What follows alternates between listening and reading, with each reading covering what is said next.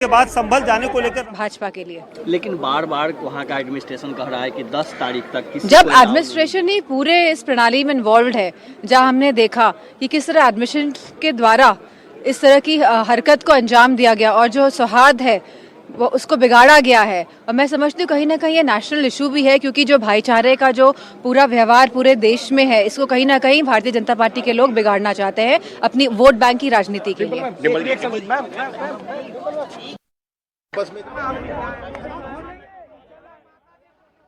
देखिए, जो घटना घटी है, शासन जो रोक रहा है वो गलत कर रहा है। इससे पहले सपा के डेलीगेशन को भी रोका गया था।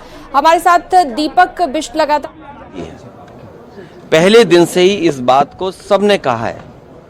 समाजवादी पार्टी का भी यही मानना है और समाजवादी पार्टी के साथ साथ आम जनता का ये मानना है, जो कुछ करा धरा है सब भारतीय जनता पार्टी के इशारे पर वहाँ के प्रशासन ने ये घटना की है। जब एक बार सर्वे के लिए सब सहमत थे, सबने सर्वे कराया, आप दोबारा सर्वे इसलिए कराने गए कि झगड़ा नहीं हुआ। जो लोग नारे लगाते गए उनके खिलाफ क्या कार्रवाई भारतीय जनता पार्टी ने की है? किसी भी दल के नेता को ये जाने नहीं दे रहे। आखिरकार छिपाना क्या चाहते हैं? और प्रशासन की भाषा देखिए, उनके जो अधिकारी हैं, क्या लोकतंत्र में क्या इस तरह का व्यवहार और भाषा हो सकती है अधिकारियों की, जिस तरह की भाषा और व्यवहार का इस्तेमाल हो रहा है वहाँ पर? प्रशासन कह रहा है कि एक डेट बताई गई 10 तारीख, उसके बाद जाएं, उसके नेता का जाना है। अच्छा, 10 तारीख तक जाने? आपको पता है, जब किसी भी घटना में बड़ा रैम्पेज होता है तो वहाँ शांति स्थापित करने के लिए पुलिस प्रशासन कानून के तहत धारा 144 लागू करती है। और जहाँ भी इस प्रकार के बवाल होने की उम्मीद होती है कि भीड़ जुटेगी, तो जब सेक्शन एक्ट 144 लागू होता है तो वहाँ पर भीड़ जमावड़ा नहीं हो सकता है। आप जब शांति स्थापित हो जाए आप जाएं और खूब वलीमा करें, कोई रोक नहीं है, लेकिन कृपया शांति स्थापित होने तक वहाँ इस प्रकार के कार्यों को अंजाम देने का प्रयास न करें।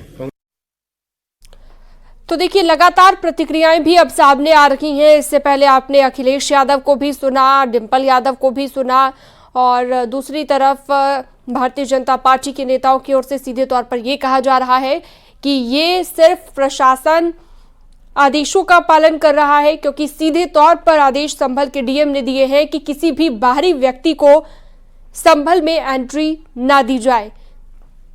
फिलहाल 10 दिसंबर तक किसी को भी संभल जाने की इजाजत नहीं है। दीपक बिष्ट हमारे सहयोगी लगातार गाजीपुर बॉर्डर से हमारे साथ जुड़े हुए हैं। दीपक, अपनी बात पूरी कीजिए। आप बता रहे थे कि वहां पर स्थिति अब भी तनावपूर्ण है, अभी भी कोई भी कांग्रेस का नेता या फिर कहीं राहुल गांधी मानने को तैयार नहीं है कि वहां पर नहीं जाना है। देखिए, अभी भी स्थिति जस की तस बनी हुई है। एक तरफ का ट्रैफिक जरूर यूपी पुलिस ने, गाजियाबाद पुलिस ने खोल दिया है, क्योंकि लोगों को काफ़ी देर से परेशानी हो रही थी और जिसके बाद परेशान होने वाले लोगों ने पुलिस से गुहार लगाई कि उनका क्या कसूर है, जिसके बाद अब इस रूट को हाईवे का खोल दिया है। लेकिन दूसरी तरफ स्थिति देखिए अभी भी बनी हुई है। कांग्रेस के जो लीडर्स हैं वो यहाँ पर बात करने की कोशिश कर रहे हैं। पुलिस टीमें बात करने की कोशिश कर रही है कि राहुल गांधी बाहर आएंगे तो गाड़ी से, उसके बाद उन्हें आगे तो नहीं जाने दिया, ये तो तय है। और इसी वजह से यहाँ पर बैरिकेड्स और नाकाबंदी देख सकते हैं, पूरा ट्रैफिक रूट रोका गया है और रोकने के बाद यहाँ पर स्थिति जो है ये बनी हुई है। दूर तक आपको दिखाई देगा, यहाँ पर जो हालात हैं वो यहाँ पर दिखाई दे सकते हैं। दूर तक आपको ये ट्रैफिक रूट बंद दिखाई देगा। राहुल गांधी की गाड़ी यहाँ से दिखाई देगी।